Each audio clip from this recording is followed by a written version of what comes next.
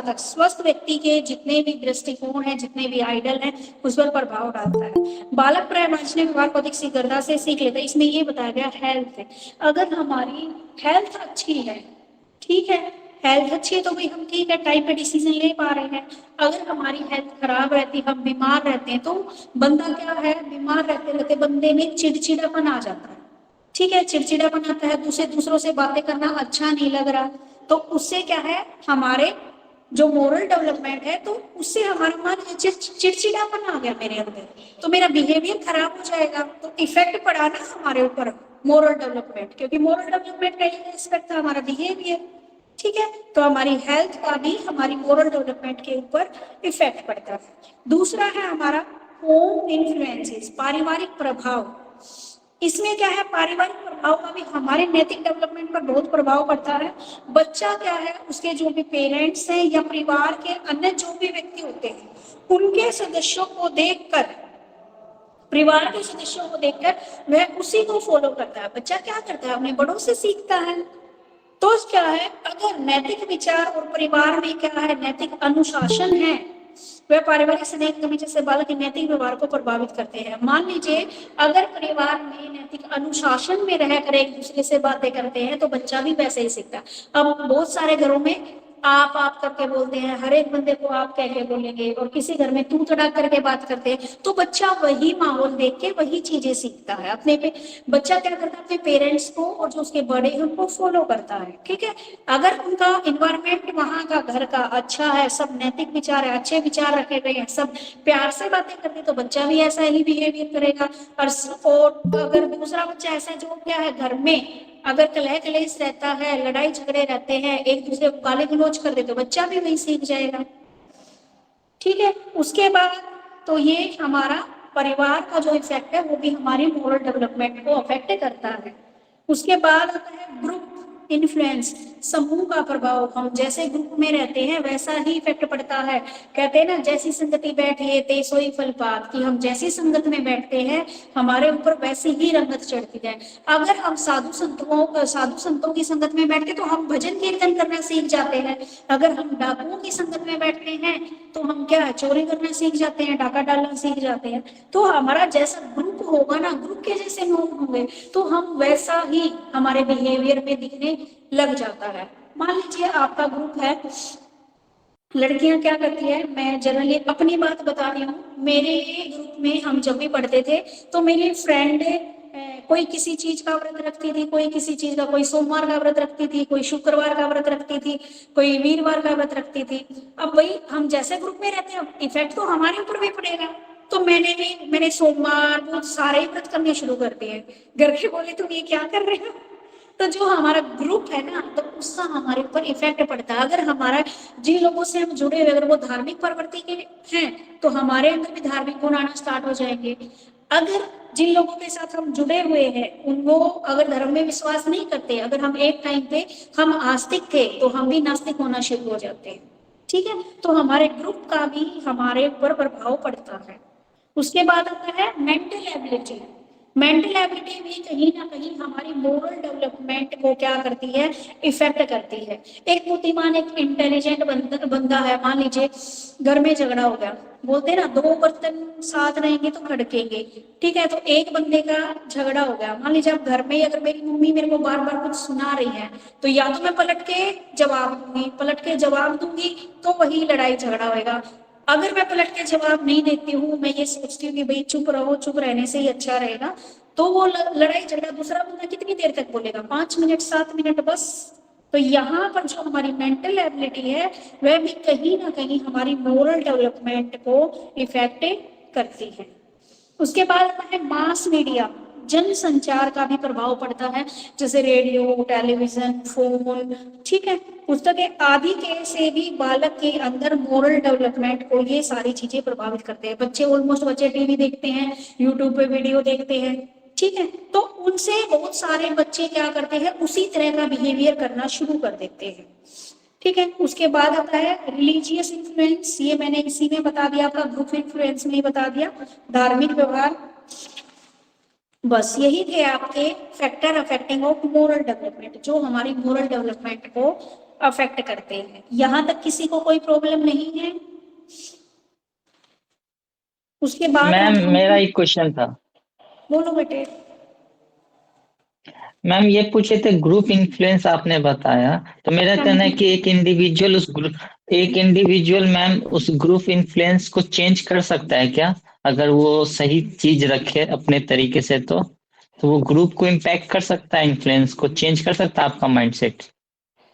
भाई देखो, ये तो सबका अपनी अपनी मेंटेलिटी है। मान लीजिए एक बंदा है, वो चेंज करना चाहता है, तो हो सकता है कुछ बंदे उसके अगेंस्ट हो सकते हैं और कुछ उसके फेवर में हो सकते हैं। हाँ, लेकिन चेंज करना चाहिए। मान लीजिए हम 3 फ्रेंड हैं, 3 हैं, 4, 5, जितने भी फ्रेंड हैं, उसमें से एक फ्रेंड क्या चाहते हैं, भाई हमें ये करना है। वो अगर हमें बार बार मोटिवेट करता है ना, तो हम एक बार तो ये सोचते हैं, हाँ भाई हाँ, हमें भी ऐसा करके देखना चाहिए एक बार। ठीक है, तो इफेक्ट तो जरूर पड़ेगा उसका।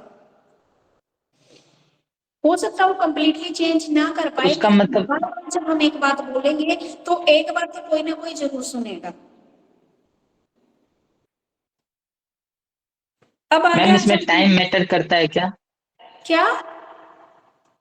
टाइम मैटर करता है क्या, टाइम? भाई समय तो लगेगा ही। अगर आपको कोई चेंज लेके आना है तो समय तो लगेगा उसमें। अगर आप एक मान लीजिए अपनी क्लास में ही आपका ग्रुप है लड़कों का, आप आज ही क्लास में एंटर के किए हो, क्लास में नई क्लास है आपकी, तो क्या एक ही दिन में आपके ऊपर इफेक्ट थोड़ी ना पड़ेगा अपने ग्रुप का। जब आप अपने ग्रुप के पास रह रहे हो 1 महीने से, 2 महीने से, तब जाके आपके ऊपर उनकी बातों का इफेक्ट होना शुरू हो जाता है। एक दिन में तो नहीं पड़ता नहीं बेटा, वो नहीं, समय लगता है। मैम वो नहीं, जैसे मान लीजिए अभी आप पढ़ा रहे हैं हम लोगों को, हम लोग का मान लीजिए 40-50 बच्चे पढ़ रहे हैं, और आप कुछ हम लोग को कुछ सिखाना चाह रहे हैं, उसके बाद क्या होता है, 2 घंटे बाद क्लास खत्म हो गई, हम लोग एक फिर से अपने फैमिली में, दोस्तों में, या मोबाइलों में, या कहीं भी बिजी हो गए। तो मेरा कहना है वो आपका जो इम्पैक्ट है वो मेरे लाइफ में चेंज ला सकता है या नहीं, या वो ग्रुप ही मोर इम्पोर्टेंट हो जाता है? नहीं बेटा देखो, मेरा पढ़ाना ये जरूरी नहीं कि 51 बच्चे यहाँ पे हैं तो वो सारे याद रखेंगे। कुछ बच्चे तो ऐसे होंगे इसमें जो अभी क्लास खत्म होते ही एक बार फटाफट से दोबारा से रीडिंग लेंगे, और कुछ बच्चे ऐसे होंगे भाई बुक बंद की, फेंका अपना बस्ता, चलो भाई कल देखते हैं क्लास में। ठीक है, तो हर तरह के बंदे हैं। तो वो खाली मेरे पढ़ाने से आप लोग नहीं पढ़ोगे, अपनी मेहनत से भी पढ़ोगे। मैम ये हो गया एक तरीके से प्रायोरिटी डिसाइड करता है कि आप किसको प्रायोरिटी देते हो। हाँ जी, वो तो आपके ऊपर है ना। मैं तो सिर्फ जस्ट आपको गाइडलाइंस दे सकती हूँ कि आपको क्या करना है, क्या नहीं करना है। अब उसको फॉलो करो, ये आपके ऊपर डिपेंड करता है। ठीक है भाई। Thank you ma'am. अब आ जाए हम कोलबर्ग की थ्योरी पे। ये था हमने अब तक पढ़ा मोरल डेवलपमेंट क्या होती है, कि जो चीज क्या अच्छा है क्या बुरा है इसके बारे में समझना हमारी मोरल डेवलपमेंट होती है। फिर उसमें हमने बताया कि मोरल डेवलपमेंट में 3 एस्पेक्ट होते हैं हमारे: moral behaviour, moral feeling and moral judgement. उसके बाद हमने पढ़ा कि क्या क्या ऐसे फैक्टर हैं जो हमारी मोरल डेवलपमेंट को क्या करते हैं, इफेक्ट करते हैं। जैसे हेल्थ हो गई हमारी, हमारे घर का एनवायरनमेंट हो गया, हमारा ग्रुप हो गया, मेंटल एबिलिटी, हम मास मीडिया और रिलीजियस, ये सारी चीजें इसको अफेक्ट करती हैं। तो अब आते हैं हमारे मेन पॉइंट पे, कोलबर्ग की थ्योरी के बारे में जो हमें आज बात करनी है। तो कोलबर्ग की थ्योरी है, ये एक अमेरिकन मनोवैज्ञानिक थे। ठीक है, एक अमेरिकन साइकोलॉजिस्ट थे, जिन्होंने क्या है मोरल डेवलपमेंट का कंसेप्ट दिया। उनके अकॉर्डिंग मोरल डेवलपमेंट वो प्रोसेस है जिसमें लोग सही और गलत के बारे में जानना सीखते हैं। ठीक है, अब हमारा आता है मोरल डेवलपमेंट की। इन्होंने जो थ्योरी दी इसमें इन्होंने 3 स्टेजेस दी हैं। ठीक है, 3 लेवल दिए हैं, 3 लेवल में इन्होंने 6 स्टेजेस दिए हैं। ठीक है, तो इनको ध्यान से समझना। इसमें से भी आपका क्वेश्चन जो भी आप टेट का एग्जाम दोगे उसमें आता है, कोलबर्ग की थ्योरी में से भी आता है। तो सबसे पहले आता है हमारे 3 लेवल कौन कौन से हैं इससे कोलबर्ग की थ्योरी के।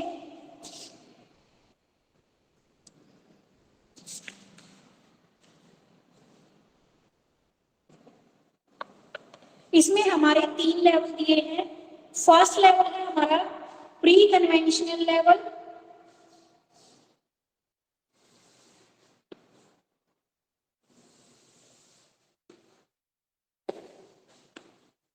फर्स्ट है हमारा प्री कन्वेंशनल।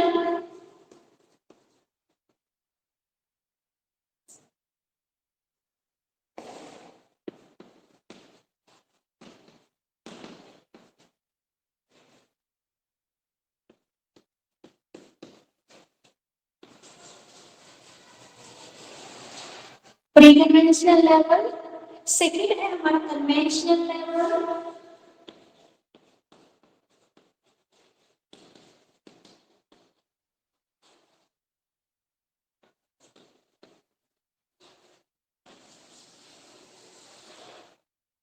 और उसके बाद है हमारा पोस्ट कन्वेंशनल लेवल।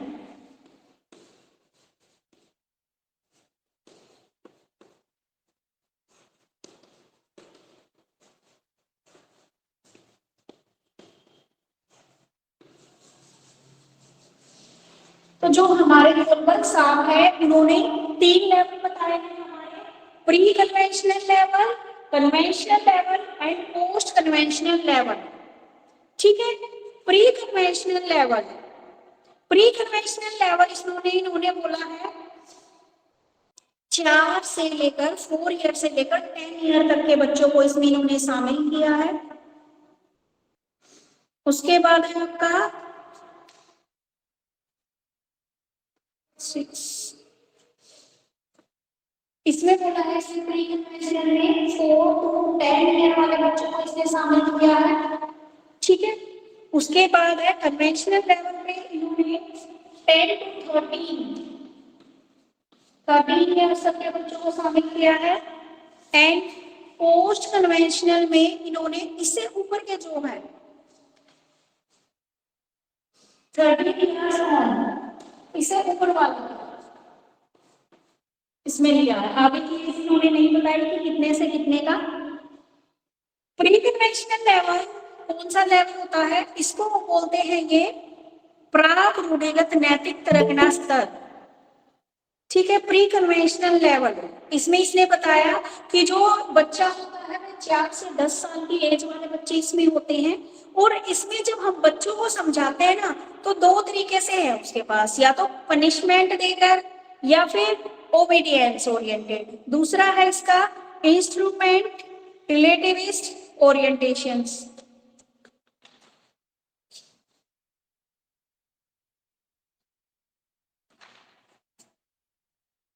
सबसे पहले आता है आपका मैम क्या है पास्ट कन्वेंशनल लेवल में कितने साल से है? 13 साल से। 13 साल से ऊपर है बेटा, ये नहीं बताया कि 13 साल से कब तक, बस ये लिख दिया 13 से ऊपर सारे किसने बता दिया, पोस्ट कन्वेंशनल में बता दिया। अब इसने बताया है पनिशमेंट,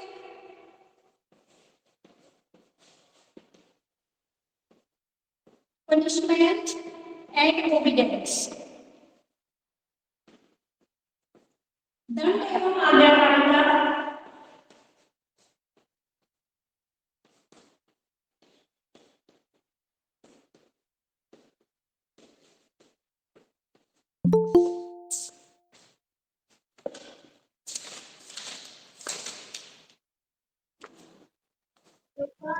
मैम हाँ जी मैम आप इंग्लिश में पढ़ा रहे हो लेकिन मेरे सब्जेक्ट तो सारे हिंदी में है। बेटा, मैं हिंदी में ही तो एक्सप्लेन कर रही हूँ। अच्छा मैम, लेकिन ये हिंदी और इंग्लिश ये प्रॉपर हिंदी में क्यों नहीं दे रखा है बुक में? बेटा इसमें अब देखिए, इस हिंदी सुनना है, इसकी हिंदी दे रखी है प्री कन्वेंशनल की प्राक रूढ़िगत नैतिक तरगना स्तर, ये इसी हाँ कन्वेंशनल स्टेज अच्छा है। हाँ, हिंदी थोड़ी टफ दे रखी होगी ना जिससे बच्चों को नहीं समझ में आए। हाँ जी, तो आप इसके हाँ जी, पॉइंट इंग्लिश में कर लो, एक्सप्लेन अपने को हिंदी में कर लो। ठीक है ठीक है। हाँ जी, दूसरा है आपका इसमें इंस्ट्रूमेंटल मैम क्या है यांत्रिक दंड एवं का मैम हेलो मैम क्या है दंड एवं आज्ञा?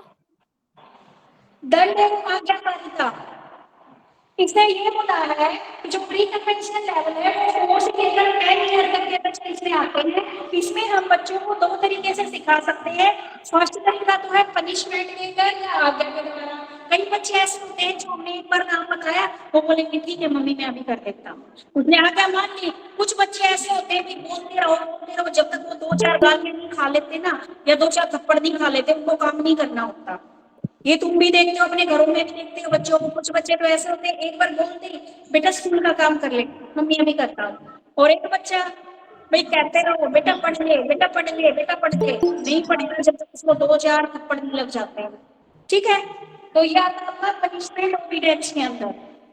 ये होता है हमारी सबसे पहले तो पनिशमेंट ओबीडियंस। जैसे मैं लिख रही हूँ वैसे वैसे साथ साथ एक्सप्लेन कर दूंगी। पनिशमेंट एंड ओबीडियंस, ये जो हमारी मोरल डेवलपमेंट की फर्स्ट स्टेज है, अर्लीस्ट स्टेज मोरल डेवलपमेंट। ठीक है, नैतिक विकास की प्रारंभिक अवस्था होती है छोटे बच्चों में। मैम कॉमन आपकी आवाज यंग क्लियर नहीं चिल्ड्रन, आ छोटे रही है। बच्चों में आम होती है। मैम इसको पूर्व रूढ़िवादिता कहने की बजाय इसे पूर्व परंपरागत भी तो बोल सकते हैं फर्स्ट स्टेज को हिंदी में, और सेकंड बेटा को परंपरागत। रूढ़िवादिता और परंपरागत दोनों ही तो हो सकती हैं। हाँ बोल तो सकते हो बेटा, जैसे आपको इजी लगे वैसे बोल लो। मेरे अकॉर्डिंग और सेकंडली मैम इसको ना इंग्लिश में याद रखोगे तो बेटर रहेगा। सेकंडली जो आप पनिशमेंट बोल रहे हो इसके साथ रिवॉर्ड भी तो दे सकते हैं ना छोटे बच्चों को, कि बेटा ये काम कर दो, अगर आप करते हो तो ये रिवॉर्ड दे सकते हैं, तो रिवॉर्ड भी तो हो सकता है। बेटा बी पार्ट इसका रिवॉर्ड वाला ही है, मैंने कब मना किया? मैं तो पहले फर्स्ट वाले पार्ट के बारे में बता रही हूँ। मैंने क्या बोला है कि जैसे फर्स्ट पार्ट कंप्लीट होगा सेकंड पार्ट लिख दूंगी।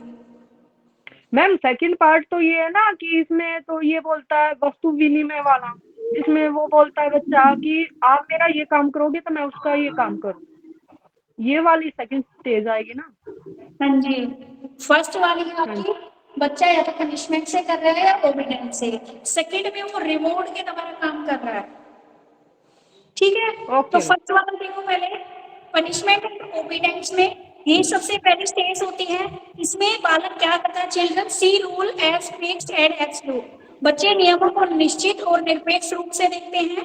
The gross result of work make its good और बैड, कार्य का परिणाम उसे अच्छा या बुरा बनाता है। Children work to avoid punishment, बालक दंड से बचने के लिए कार्य करते हैं। Morality is motivated solely by punishment, नैतिकता केवल दंड से प्रेरित होती है। मोरालिटी इज एक्सटर्नल, नैतिकता बाहरी होती है। जैसे एग्जांपल दिया है, मैं चुप रहूंगा ताकि शिक्षक मुझ पर गुस्सा न करे। Keep quiet so the teacher would not gate made at me. ठीक है, इसमें ये बोला गया है कि भाई आप ये काम नहीं करोगे तो आपको क्या है? पनिशमेंट मिलेगी, या तो आप अच्छे से कर लो, एक बार बोलते ही काम कर लो, नहीं तो पनिशमेंट मिलेगी। तो बच्चे क्या है, या तो बिल्कुल सही एग्जाम्पल लिया, बच्चे क्लास में चुप रहते हैं, किस लिए चुप रहते हैं कि अगर वो बोले बीच में तो टीचर क्या होगा पर गुस्सा करेंगे। ठीक है, आगे इसमें आता है आपका सेकेंड वाली जो स्टेज है उसको बोला इंस्ट्रूमेंटल रिलेटिविस्ट ओरिएंटेशन या रिमोट वाली एज जिसको बोला है।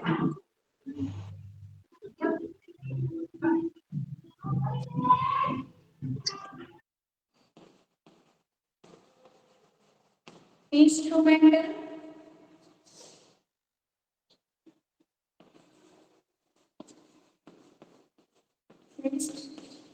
और रिमोट। अब प्री प्रिपरेशन में हमने उसको पनिशमेंट दे दी, सेकेंड बात आती है रिवॉर्ड के जरिए। इसमें बच्चे को क्या है? इंस्ट्रूमेंटल रिलेटिविस्ट यानी कि यांत्रिक सापेक्ष अनुरूपता। The child consider that work good in which he has personal benefit. एक तो बच्चा उस कार्य को अच्छे से करता है जिसमें उसको उसका पर्सनल बेनिफिट दिखता है। अगर मैं बच्चे को बोलूं बेटा अगर तू काम कर लेगा ना मैं तुझे टॉयज दिलाऊंगी, एक चॉकलेट दिलाऊंगी, तो बच्चे को इसमें क्या दिखा? अपना प्रॉफिट दिखा, इसीलिए वह काम कर रहा है। ठीक है, तो उसको रिवॉर्ड के लालच में क्या कर रहा है? यहाँ पर काम कर रहा है। इसमें क्या होता है हमारा नैतिक विकास के इस लेवल पर बच्चों का क्या है? इंडिविजुअल दृष्टिकोण को ध्यान में रखते हैं और इंडिविजुअल जरूरतों को पूरा करने के तरीके के आधार पर कार्य का निर्णय करते हैं। इसमें बच्चा क्या करता है? अपनी इंडिविजुअल जो उसका दृष्टिकोण है वो उसको देखता है, उसको लगता है ना कि मैं ये काम करूंगा तो मुझे ये चीज मिलेगी, तभी वह बच्चा काम कर रहा है। तो इसमें दो ही चीजें हैं, या तो हम पनिशमेंट आज्ञाकारिता के द्वारा, दूसरा आपको या तो रिवॉर्ड दे सकते हो उसको, या फिर इंस्ट्रूमेंट रिलेटिविस्ट इसको बोला है। ठीक है, कि बच्चे को हम रिवॉर्ड देकर कि बच्चा आप ये काम करोगे तो मैं आपको चॉकलेट दूंगा, ऐसे हम काम करवा सकते हैं। ऐसे जैसे बच्चे क्लास में बोलते हैं, अरे भाई तू मेरा होमवर्क कर लाइयो, मैं तेरे को, अगर आप मेरा होमवर्क करके ले तो मैं पेपर में तुझे ना ये क्वेश्चन, पेपर में तुम्हें बता दूंगा क्वेश्चन आंसर। ठीक है, तो बच्चा क्या देख रहा है इसमें, अपना खुद का प्रॉफिट देख रहा है कि मैं काम तभी कर रहा हूँ जब मेरा प्रॉफिट हो रहा है। अभी मेरे को ये बताओ, प्री कन्वेंशनल में कुछ था मुश्किल?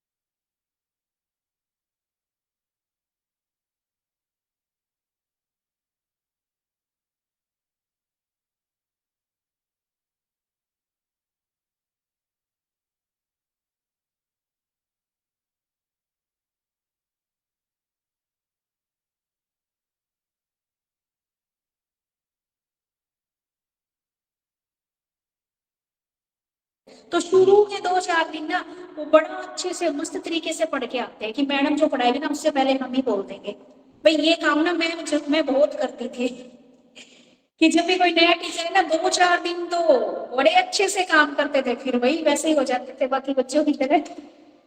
ठीक है, तो nice boy and good boy, nice girl orientation इसमें आ जाता है। उसके बाद सोशल ऑर्डर मेंटेनेंस ओरिएंटेशन। इसमें क्या है, हम consider society as a whole while making judgement, कि जब भी हमें डिसीजन लेना होता है तो पहले हम क्या है अपने समाज को ध्यान में रखकर डिसीजन लेते हैं।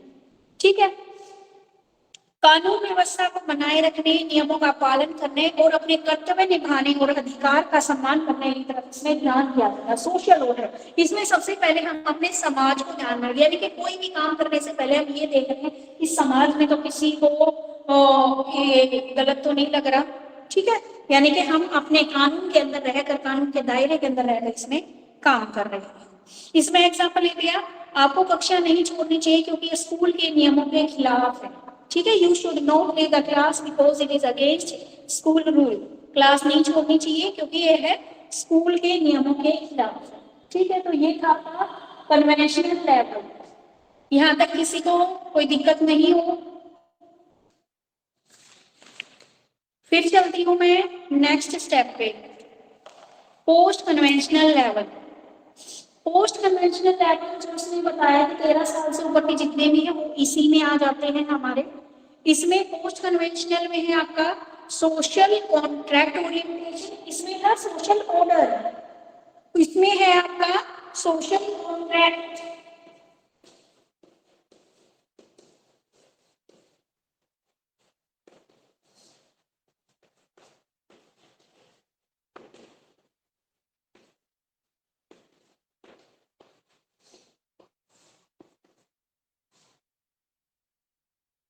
एंड नेक्स्ट है यूनिवर्सल एथिकल प्रिंसिपल।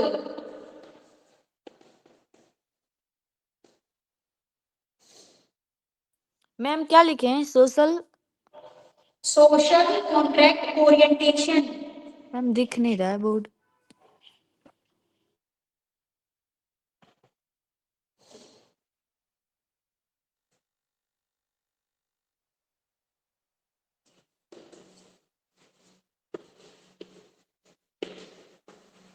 कोई नहीं, मैं प्रिंट कर दूंगी। देखो जो बच्चा लिख रहा है, सबसे पहले हमने मोरल डेवलपमेंट की 3 स्टेजेस बताई हैं, pre conventional level, conventional level and post conventional level. ठीक है, प्री कन्वेंशनल में 2 चीजें बताई हमने, पनिशमेंट एंड ओबीडियंस, और दूसरा था हमारा इंस्ट्रूमेंटल रिलेटिविस्ट एंड रिवॉर्ड। ये था आपका प्री कन्वेंशनल। कन्वेंशनल में थी हमारी feeling good boy and nice girl and social order maintenance orientation. Social order को हमने ये वाला नजरिया देखा। और पोस्ट कन्वेंशनल लेवल में हमने बताया है social contract orientation and universal ethical principles को लेकर हम चलते हैं। तो अब आते हैं हम पोस्ट कन्वेंशनल में। पोस्ट कन्वेंशनल में हमारा पोस्ट कन्वेंशनल होता क्या है? ये हुआ young adulthood, it is also known as young adulthood के नाम से भी हम इसको जानते हैं। इसे it is also known as a self accepted moral value level. इसमें बच्चे की क्या होता है, खुद के द्वारा सेल्फ असेस्टेड मोरल वैल्यूज होती हैं बच्चे के अंदर, खुद से उन्हें जितना उसका मोरल डेवलप हुआ था मोरल, वो चीजें इसके अंदर आती हैं। इस लेवल पर बच्चा क्या है, डिसीजन स्वयं चुने हुए सिद्धांतों पर आधारित होता है। बच्चा क्या है, डिसीजन खुद लेना शुरू कर देता है 13 ईयर के बाद, जो ये स्टेज बोली गई है इसमें। This level is also known as the morality of cooperation. ये जो लेवल है इसको हम सहयोगात्मक नैतिकता के नाम से भी जानते हैं। Moral reasoning is based on individual right and justice. जो हमारी मोरल रीजनिंग है वो हमारे इंडिविजुअल के, एक व्यक्ति के जितने भी अधिकार हैं न्याय उस पर आधारित है।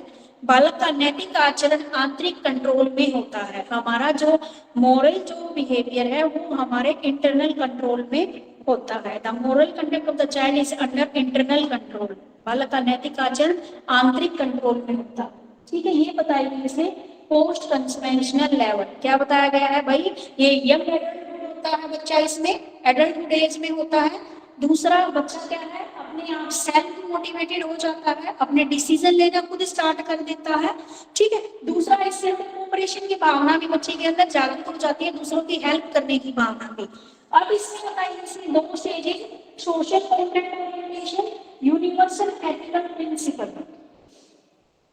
सोशल कॉन्ट्रैक्ट ओरिएंटेशन, इस स्टेज में व्यक्ति समाज के नियमों का पालन करता है। सोशल कॉन्ट्रैक्ट, ठीक है, समाज के जितने भी नियम होते हैं उनका पालन करता है। At this stage the person being to think that some value principle and right may be above the law. ये इससे जैसा सेम है भाई, इसमें भी सोशल ऑर्डर बोला है, उसमें सिर्फ सोशल कॉन्ट्रैक्ट बोला है। इस स्टेज में व्यक्ति यह सोचने लगता है कि कुछ प्रिंसिपल और अधिक कानून से भी ऊपर हो सकता है, कि कुछ सिद्धांत हमारे कानून से ऊपर भी हो सकते हैं। ठीक है, सोशल कॉन्ट्रैक्ट में ये बोला गया है, एक तो इसमें व्यक्ति समाज के नियमों का पालन करता है, दूसरा ये बोलता है कि हमारी कुछ मान्यताएं ऐसी हैं जो हमारे कानून से भी ऊपर होती हैं। ठीक है, आगे आता आपका यूनिवर्सल एथिकल प्रिंसिपल, सार्वभौमिक नैतिक उन्मुक्ता सिद्धांत। इससे पहले वाला था सामाजिक अनुबंधन उन्मुक्ता, अब है इसमें यूनिवर्सल एथिकल प्रिंसिपल। इसे हम क्या बोल सकते हैं, conscious. It is also called state of conscious. इसमें बच्चे का क्या है, विवेक की अवस्था भी कहा जाता है। यह नैतिकता की सबसे हाईएस्ट स्टेट होती है। ठीक है, सबसे हाईएस्ट स्टेज होती है। ठीक है, तो ये थे हमारे इसमें 3 आपके लेवल थे और उन 3 लेवल को 6 भागों में बांटा है। तो इसमें एक ऐसे क्वेश्चन बनता है कि एक बच्चा अपने आप को ये दिखाना चाहे, एक बच्चा खुद को अच्छा दिखाने के लिए दूसरे बच्चे की क्लास में शिकायत करता है, तो ये आपका नैतिक विकास सिद्धांत के किस पहलू के अंतर्गत आता है? ये इस टाइप का क्वेश्चन बनता है सीटेट में। तो ये किसके अंदर आता है, बच्चे के अंदर अच्छा बनने की भावना किसमें आती है, कन्वेंशनल लेवल पे। तो वहां पर आपको ऑप्शन दे देंगे, प्री कन्वेंशनल में आएगा, कन्वेंशनल में आएगा या पोस्ट कन्वेंशनल में आएगा। तो बच्चा अच्छा बनने की कोशिश इसमें करता है कन्वेंशनल में, गुड बॉय या नाइस गर्ल वाले पॉइंट में।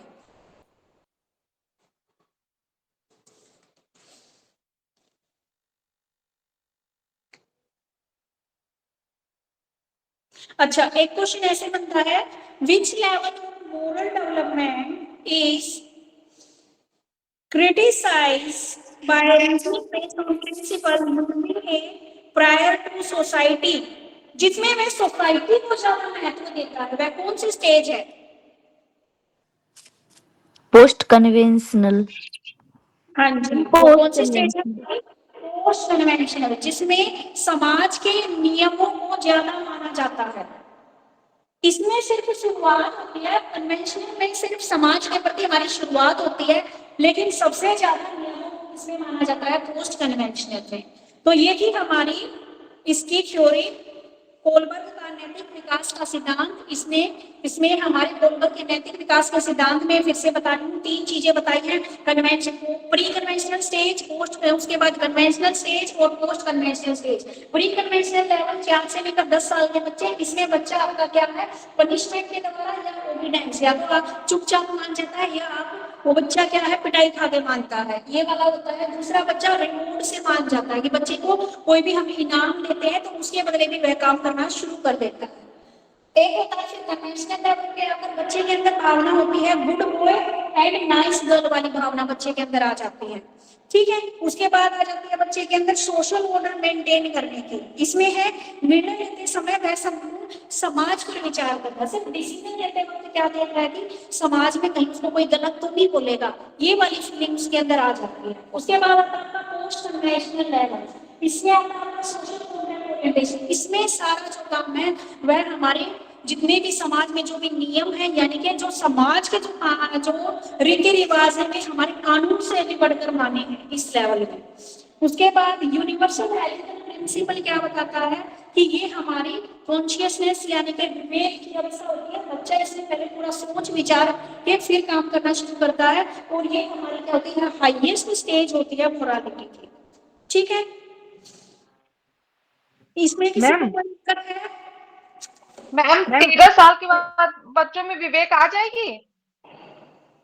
आपने बेटा इसका एज 13 साल के बाद बताया है, हाँ जी, तो उसमें विवेक आ जाएगी कि वो? हाँ जी, मैंने बोला है कि 13 साल से ऊपर जितने भी आते हैं आपकी, आगे कोई एज नहीं बताई इसने भाई। 13 साल के बाद बच्चा क्या है, अपना डिसीजन खुद ले, 13 साल के ऊपर बच्चा क्या अपना डिसीजन खुद लेना शुरू कर देता है कि ये मेरे लिए अच्छा है, ये अच्छा नहीं है। मैम और कोई इसका एग्जाम्पल दीजिए, जैसे यूनिवर्सल इथिकल प्रिंसिपल का। इसमें इसमें देखो ये एग्जाम्पल बन गया कि बच्चे को अपने राइट्स का पता लग जाता है, ठीक है, कि भाई मेरे अधिकार है, आप मुझे इससे वंचित नहीं कर सकते। जैसे बच्चे बोलते हैं ना 18 साल की एज होते हैं, भाई अब 18 साल के हुए, अब हम अपने डिसीजन खुद ले सकते हैं।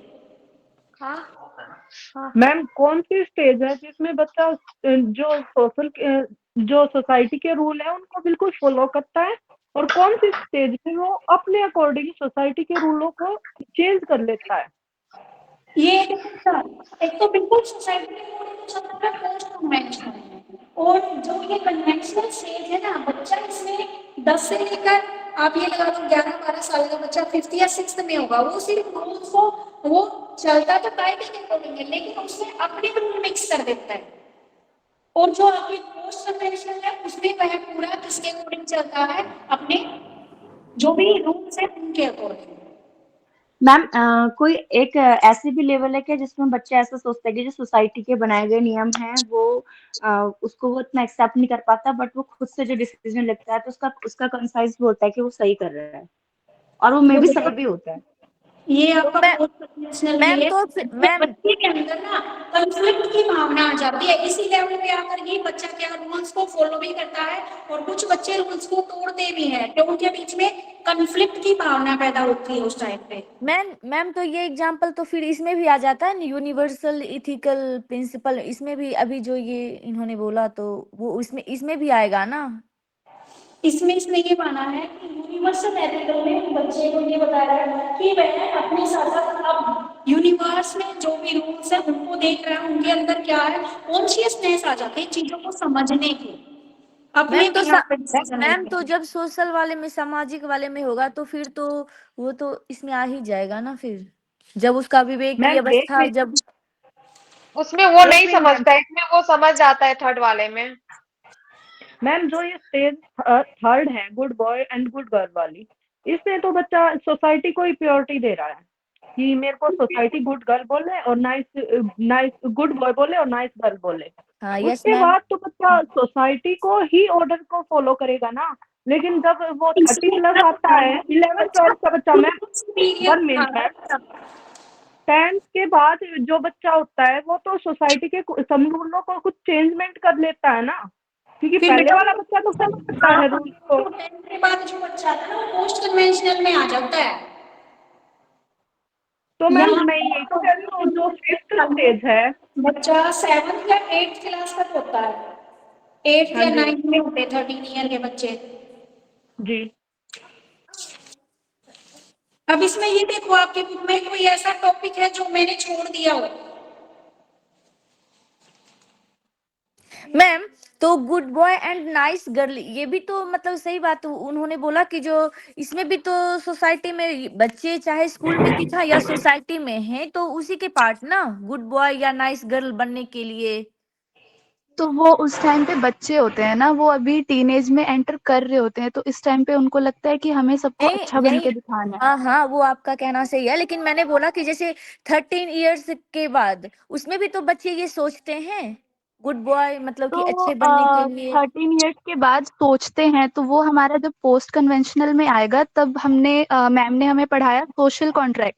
उसमें वो बच्चा ग्रुप्स के साथ मतलब डेमोक्रेटिक डिसीजन लेता है, कहता है कि अगर ये बात है तो इस पे अगर सबकी सहमति है तो ही मैं ये चीज करूंगा। तो वो उस टाइम पे भी गुड बॉय बनने की, गुड गर्ल बनने की कोशिश करते हैं।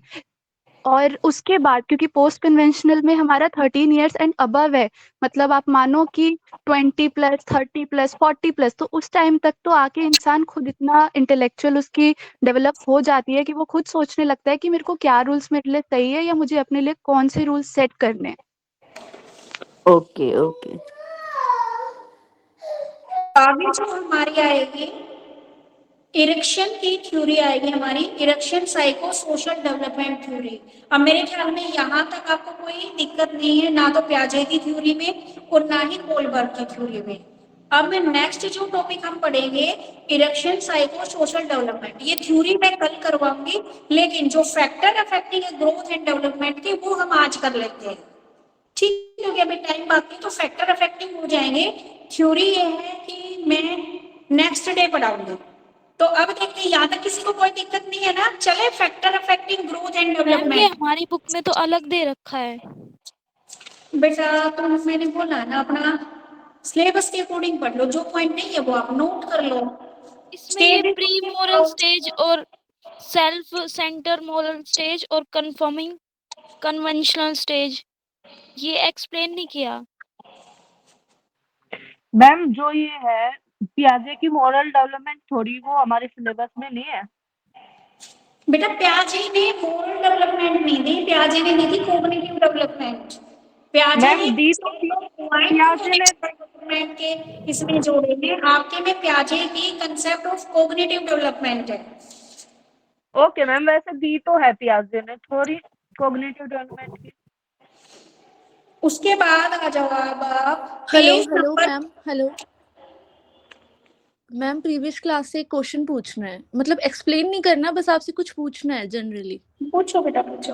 मैम पेज नंबर 3 पे एक क्वेश्चन है, डेफिनेशन ऑफ ग्रोथ वाला जो है, उसमें meaning of physical growth to become bigger और हैवियर वाला जो है, उसमें 4-5 प्रमाण दिए गए हैं, 5 है बेसिकली।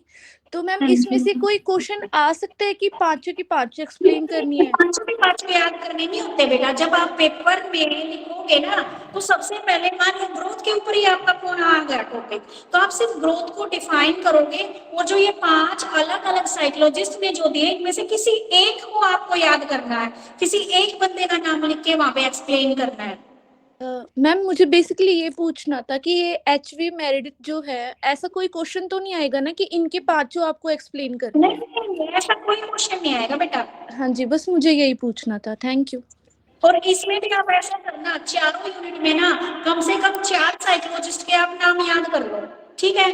और जो डेफिनेशन है ना उसमें बिल्कुल डिट्टो आपको बुक वाली रटने की जरूरत नहीं है, क्योंकि जिनको 25-25 साल का एक्सपीरियंस हो गया ना उनको भी ये डेफिनेशन याद नहीं रहती। तो तुम नाम बिल्कुल सही लिखो, और दूसरा एक्सप्लेनेशन जो है ना इसमें दे रखी है डेफिनेशन, उसमें थोड़ा सा अपने अकॉर्डिंग चेंज करके लिख सकते हो, बिल्कुल बुकिश लैंग्वेज लिखने की जरूरत नहीं है। हाँ जी मैम, ओके, थैंक यू। अब आ जाइए आप, जो बीच मैम में फेस नहीं दिख रहा skip आपका। कर दी है वो नेक्स्ट क्लास में कराऊंगी मैं, इलेक्शन की साइको सोशल डेवलपमेंट थ्योरी, क्योंकि अगर एक साथ 2 थ्योरी करा दी ना तो आप क्या हो जाओगे, कंफ्यूज हो जाओगे कौन से के पॉइंट क्या थे। तो अब मैं करवा रही हूँ describe the factor affecting development, कि हमारी डेवलपमेंट को, ग्रोथ एंड डेवलपमेंट को कौन कौन से फैक्टर अफेक्ट करते हैं। ये है आपकी बुक में पेज नंबर 59 पे, बालाजी वाली बुक में है पेज नंबर 59 पे।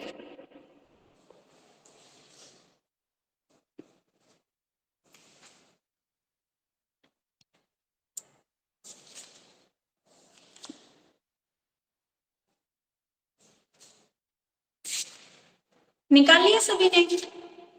Yes ma'am. देखो सबसे पहले क्या क्या है जो हमारी डेवलपमेंट को अनेक फैक्टर हैं जो अफेक्ट करते हैं। सबसे पहला फैक्टर है हमारा हेरिडिटी, वंशानुक्रम, environment, intelligence, sex, disease, pure water, air and sunlight, internal glands, आपके economic condition, race, economical, emotional factor. I think ये लास्ट टाइम किया तब भी आया था ये। मैम ये हो गया है। हाँ जी आ हाँ गया ना मैम, ये इसमें। सेम है एक सारा। में करा दिया था environment, intelligence, sex, disease, pure water, ये वाला मैं करवा चुकी हूँ। और इसमें जो रेस है वहां पे हमने स्पीसीज पढ़ा था, स्पीसीज, जिसमें मैंने एग्जांपल लिया था जो जंगलों में रहने वाली जनजाति का। Yes ma'am. हाँ जी मैम। अब ये पॉइंट 11 पॉइंट कहाँ तक खत्म हो रहे हैं?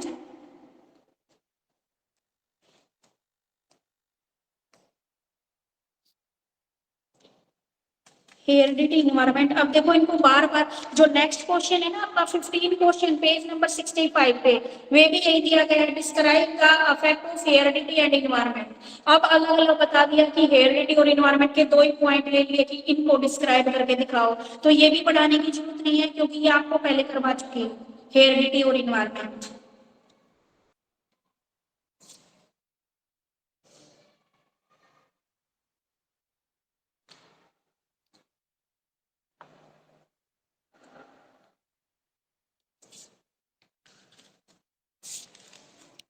मैम ये कोलबर्ग की थ्योरी में फिर ये 5 पॉइंट जो पेज नंबर 46 पे दे रखे हैं, हाँ जी, तो ये भी याद रखने हैं, मतलब जो आपने पढ़ाया है हाँ वे जी। अलग है और जो ये अलग है। नहीं बेटा, इन्होंने ना इस बुक में ये अलग ऐसे करके दे दिए, बताया तो इसने भी वही है, पूर्व नैतिक स्तर, प्री कन्वेंशनल लेवल, इन्होंने बोल दिया प्री मोरल स्टेज 4 से 10 साल, ये प्री कन्वेंशनल लेवल है, ठीक है आपका।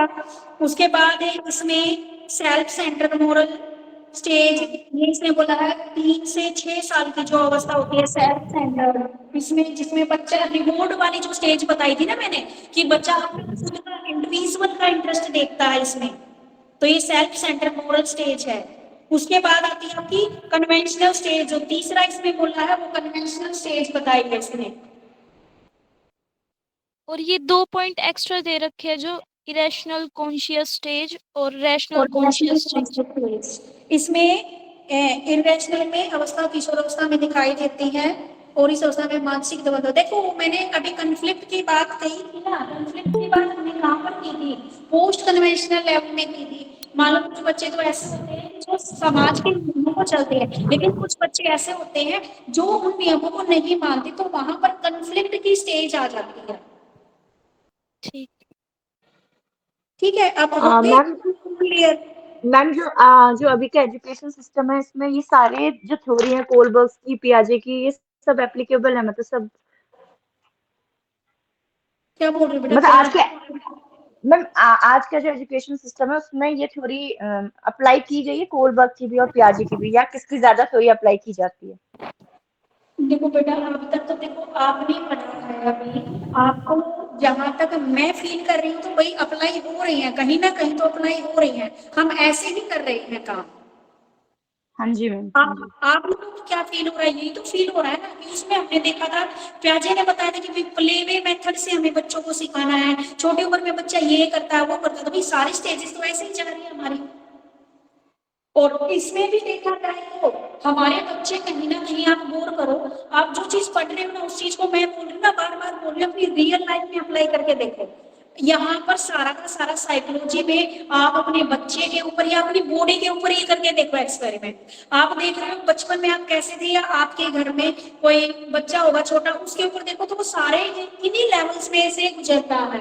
जैसे अब यहाँ पर देख लो, ये पनिशमेंट और ओबीडियंस वाला, मैं अपने बच्चों की बात लेती हूँ। मेरा बेटा 3rd क्लास में, मेरी बेटी KG क्लास में। मेरा बेटा जब तक मैं उसको 2-4 डांट नहीं लगा दूं ना, वो काम नहीं करता, वो आता है किसमें, पनिशमेंट में। और मेरी बेटी सिर्फ एक बार बोलती हूँ कि भाभी काम कर ले, तभी क्या तभी मम्मी अभी किया। तो दोनों चीजें मेरे घर में ही हो रही है। बेटा क्या करेगा रिमोट लेकर, कि मम्मी अगर आप मेरे ना साइन कोई भी टॉय लेके आओ ना, तो मैं इस काम को करूंगा। तो मैं तो खुद देख रही हूँ मेरे घर में ये स्टेज, अभी इस स्टेज में तो कोई बच्चा पहुंचा नहीं है हमारा, अभी तो मेरे हाँ जी बच्चे मैम। कन्वेंशनल लेवल पे। तो हम क्या है, अपने घर में बच्चों को देखते हैं तो ये सारी स्टेजेस अप्लाई हो रही हैं। तो देखो, ये गुड बॉय और नाइस गर्ल वाली फीलिंग तो आपके अंदर भी कभी ना कभी आई होगी, कि भाई क्लास में नहीं मैडम आई तो हमें ना मैडम के सामने अच्छा बन के दिखाना है। तो मैं तो मानती हूँ कि ये सारी स्टेजेस हर एक बंदे के अंदर से होके गुजरती है।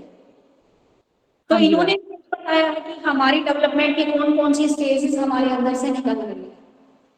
तो तो मैम कोई दिक्कत है, क्योंकि तो अगर रियल लाइफ से जोड़ोगे ना बेटा, तो बातें आपको जल्दी याद रहेंगी। नहीं तो अभी मैंने पढ़ाया, अब तो आप इसको समझ लोगे, आप 2 दिन बाद भूल जाओगे। तो फिर अगर मैम क्वेश्चन में ये फिर ये 3 ही लिखना है ना, ये 5 हाँ जी, दिया हुआ बुक में, तो वो 5 ने की जगह पे 3 ही लिखना है ना मैम? हाँ जी, बस ये 3 को आगे 2 पार्ट में डिवाइड कर देना। Okay ma'am, okay ma'am. हाँ जी, क्योंकि जो आपका कॉम्पिटिटिव एग्जाम में जो क्वेश्चन बनेगा ना, वो आपके ऐसे प्री मोरल स्टेज ऐसे नहीं बोला जाएगा, वो कोई भी एक एग्जाम्पल लेगा और उस एग्जाम्पल को उठा के ही वैसे पूछ लेगा। क्योंकि मेरे को ये पता है, लास्ट टाइम जब मैंने सीटेट क्वालिफाई किया था, तो उस टाइम ये गुड बॉय नाइस गर्ल वाला कंसेप्ट आया हुआ था उसमें। और कई बार ये दंड की पूछ लिया था कि कौन सी स्टेज में है। एक बच्चा अगर हम उसको डंडे के जोर पे वह काम करता है, तो वह करके नैतिक सिद्धांत के कौन से लेवल में आता है, ऐसा पूछ लेते हैं वे। मैम जैसे हमने ये थ्योरी भी लर्न कर ली, अपनी लाइफ में भी देख लिया कि हाँ हम इन स्टेजेस से निकले हैं, बट हाँ जी। क्लास में हम इसको कैसे अप्लाई करेंगे बच्चों पे? बच्चों पे बेटा हम अप्लाई नहीं कर रहे, बच्चों पे हम देख रहे हैं ये स्टेजेस। अगर आपके घर में कोई छोटा बच्चा होगा ना, बिल्कुल छोटा होगा, तो आप देखो कि प्याजे की कौन सी स्टेज में आता है वो। ठीक है, प्याजे ने तो अलग अलग स्टेज बताई है, ऐसे ही आप देखोगे कि कोल वर्क वाली कौन सी स्टेज में आता है हमारा बच्चा। मैम वो तो ठीक है, ये तो हमें पता चल रहा है कि बच्चा इस स्टेज में आ रहा है, बट हम एजुकेशन में बीएड में कोर्स में पढ़ रहे हैं किस लिए कि इन द केस हम क्लास में इसको अप्लाई कर सके, वो कैसे कर सकते हैं ये नहीं समझ में आया। ये तो ये है कि हम लर्न कर लेंगे, एग्जाम भी दे आएंगे, बट हाँ जी, हाँ क्लास जी। में कैसे इसको अप्लाई करेंगे, ये पूछ रही हूँ मैम। अच्छा, आप ये पूछ रहे हो कि अगर हम बीएड में, तो यहाँ पर कैसे अप्लाई करेंगे?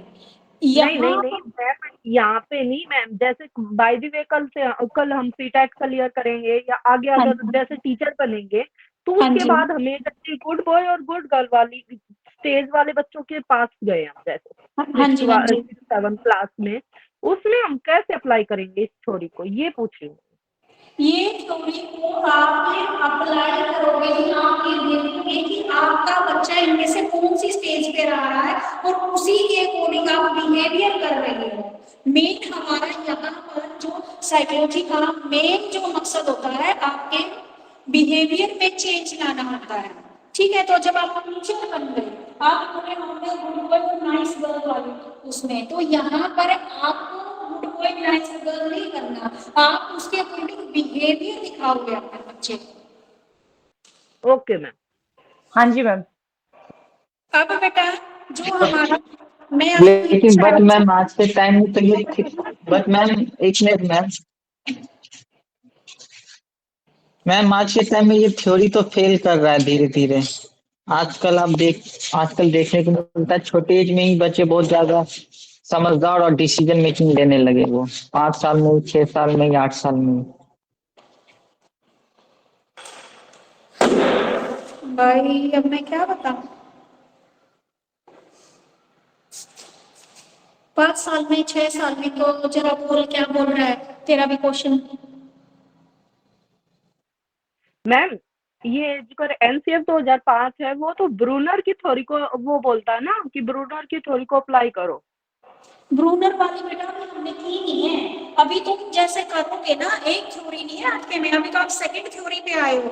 ऐसी ऐसी बहुत सारी थ्योरीज आएंगी अभी आपके इसमें, कोई इंटेलिजेंस की थ्योरी आएगी, अभी तो सिर्फ आप डेवलपमेंट पे चल रहे हो कि विकास की उस पे चल रहे हो। अभी तो आपकी इंटेलिजेंस की भी थ्योरी आएगी, जिसमें आप देखोगे कि बच्चे की अलग अलग लेवल पे क्या क्या इंटेलिजेंस लेवल होते हैं।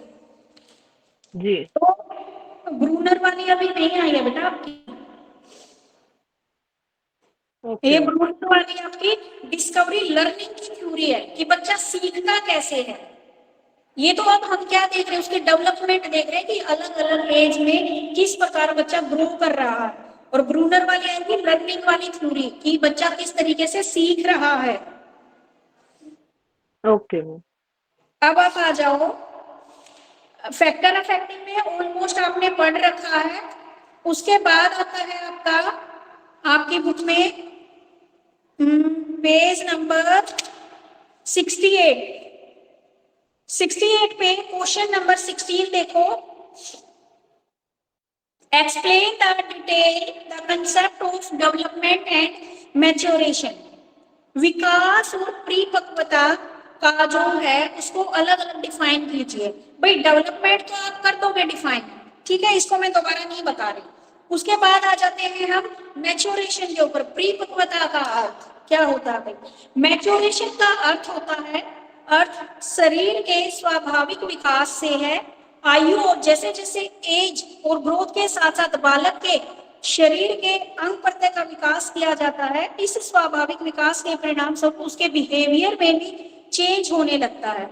मैच्योरिटी के द्वारा बालक अपने को कुछ कार्य करने के लिए सक्षम हो जाता है। बच्चे अपने काम, मैच्योरिटी का मतलब क्या है कि हम बोलते हैं कि हमारा बच्चा मैच्योर हो गया, समझदार हो गया है, कि अपने काम वह खुद करने लगा है।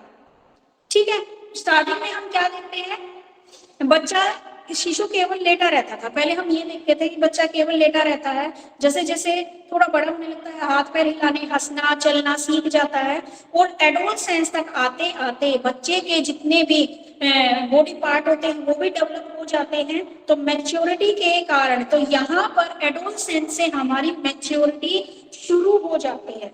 ठीक है, मैच्योरिटी के कारण लड़के और लड़कियों का यह विकास सभी किशोर बालक और बालिकाओं में पाया जाता है। मैच्योरिटी वास्तव में नवीन ज्ञान, नया कोई भी कंसेप्ट और कोई भी एक्टिविटी को सीखने की तैयारी का एक सीक्वेंस है। तो मैच्योरिटी का मतलब क्या है कि भाई हम अपने, अगर सिंपल सी भाषा में इसको छोड़ के सिंपल सी भाषा में देखें कि भाई हम अपने काम खुद करने के सक्षम हो गए हैं, तो इट मीन्स हम मैच्योर हो गए हैं। ये है पूरा जो मैंने पैराग्राफ पढ़ा है, उसका अगर हम समरी देखें तो यही है कि एक बच्चा पहले बिल्कुल छोटा था, काम नहीं कर पाता था, अब धीरे धीरे जैसे जैसे बड़ा हो गया, चीजों को समझने लगा है, अपने काम खुद करने लगा, तो यानी कि मैच्योरिटी की तरफ वह बढ़ने लगा। इसमें मेनली मैच्योरेशन हमारी एडोलसेंस में जाकर आती है, उससे पहले तो बच्चा बचपन में ही रहता है। और क्या बताया भाई इसने, अब इसने क्या है, मैच्योरिटी के अलग अलग दे दिए भाई, बहुत सारे पॉइंट दे रखे हैं मैच्योरिटी के। कोई वेशन ने दिया है, कोई गैरी और किंजले के अकॉर्डिंग, तो इनमें से आपको सारे पढ़ने की जरूरत नहीं है, कोई भी एक जो आपको इजी लगे वो आपको पढ़ना है। ठीक है भाई, आगे आपका relation between maturation and learning. Maturation में और लर्निंग में क्या रिलेशन है, इसमें ये माना गया कि मैच्योरेशन और लर्निंग जो ये बोलते हैं अकॉर्डिंग टू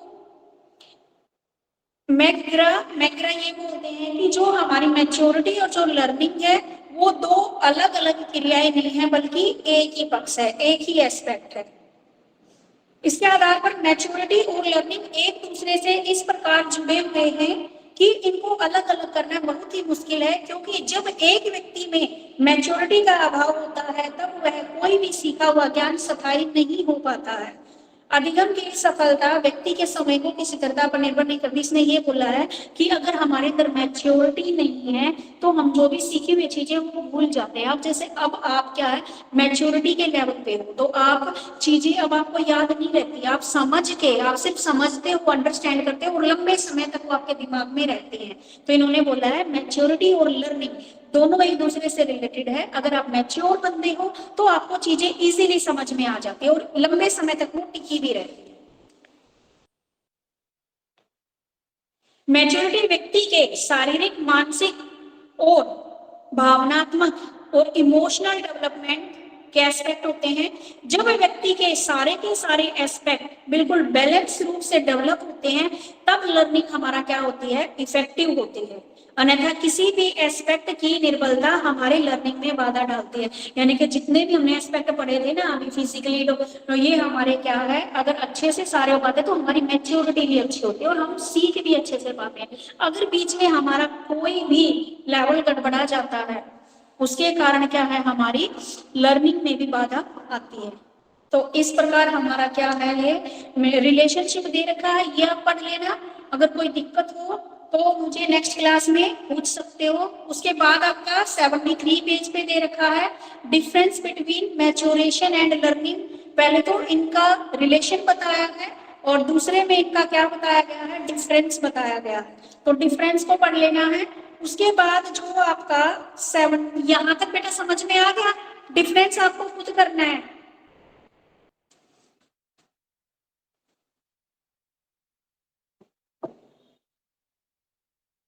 आगे जो है आपका क्वेश्चन नंबर 17 पेज नंबर 75 पे हिंदी मीडियम की बुक में, discuss in detail in childhood what is the role of parent in development of child. माता पिता का क्या रोल है बच्चे की डेवलपमेंट के अंदर। देखो ये आपकी एक बार मैं सिलेबस पे आई हूँ, factor affecting growth and development हो गया है। आगे बता रखा है हेरिडिटी और इन्वायरमेंट का क्या रोल है हमारे डेवलपमेंट में, ये भी हो गया है। Concept of growth and maturation, अभी जो मैं मैच्योरेशन वाला कंसेप्ट बता रही थी तो ये वाला कंसेप्ट भी हो गया है। आगे आता है आपका पेरेंटिंग स्टाइल, ये अलग टॉपिक है जो मैं पढ़ाऊंगी। 17 question influencing development aspect of childhood, कि बच्चों के चाइल्डहुड में पेरेंट्स का क्या योगदान है, ये वाला।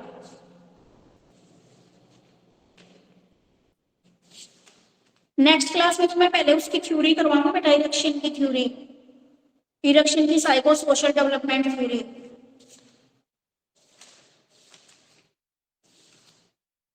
कल का काम दे रही हूँ मैं आपको, क्योंकि कल आपकी क्लास नहीं लगेगी, मैं छुट्टी पे हूँ। परसों करवाऊंगी इरेक्शन की थ्योरी। तो आपको पढ़ना है 17 वाला question, discuss in detail the childhood, what is the role of parent in development of child. बाल्यावस्था और किशोरावस्था की, एक तो सबसे पहले चाइल्डहुड और एडोलसेंस वाला आपको पढ़ना है। चाइल्डहुड मैंने पढ़ा रखा है, एडोलसेंस के बारे में इंग्लिश वाली बुक में कौन सा पेज नंबर है? बेटा मेरी बुक में तो है ये 75। मेरे पास तो ये हिंदी मीडियम की बुक है बालाजी वाली। इंग्लिश में बता दीजिए, हम समझ में नहीं इंग्लिश आ वाली में अभी बताती हूँ बेटा, देख के।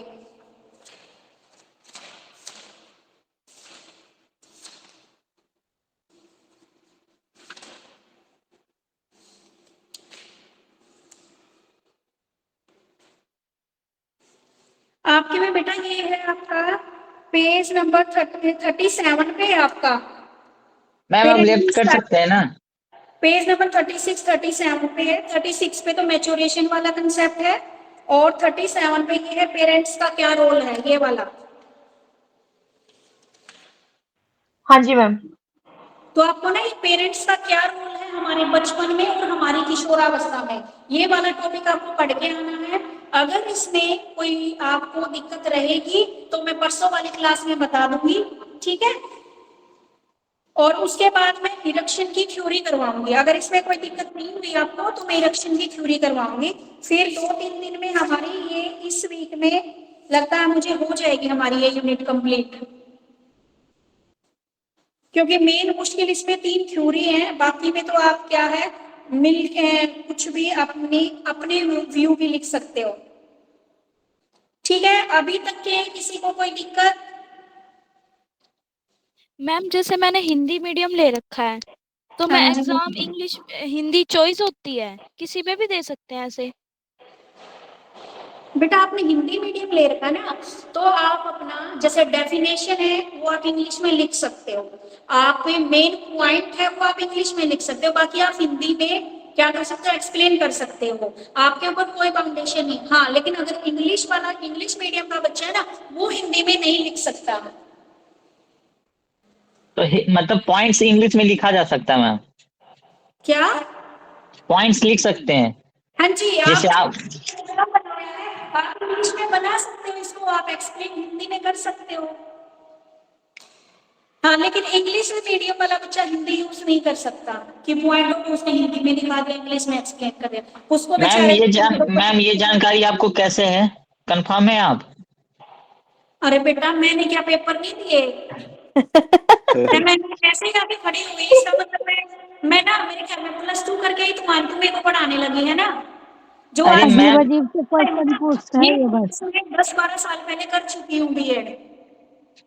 मैम वो नहीं बात है ना कि टीचर पे डिपेंड होता है ना उनके थॉट प्रोसेस। अभी तो आपने बताया कि कॉग्निटिव के बारे में, तो मैम माइंडसेट भी तो डिफरेंट होता है ना टीचर का। उनको चाहिए हिंदी, ये तो पूरा हिंदी ही हो, इस वजह से नंबर कट गया मे बी। तो कुछ नहीं है, मेरी भी पेपर चेकिंग में ड्यूटी आती है।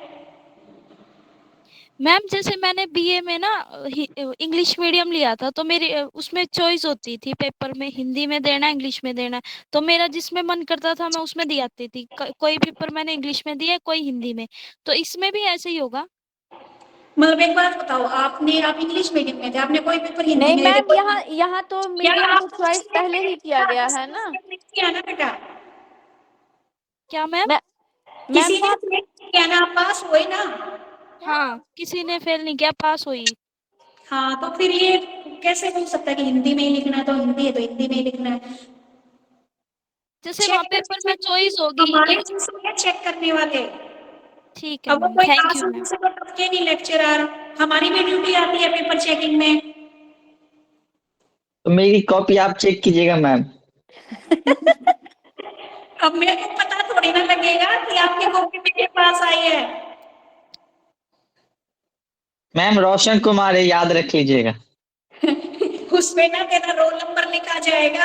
अब क्या पता तेरे नाम के कितने सारे बच्चे होंगे, और क्या पता तेरे मैम सबको किस साइड ड्यूटी लगी चेक करने में। चलो तो कल तो क्लास नहीं होगी बेटा, तो जो मैंने काम दिया ना कल के लिए पेरेंटिंग स्टाइल वाला, वो पढ़ना है आपको। Okay ma'am. ओके बेटा, bye. Thank you ma'am. Welcome.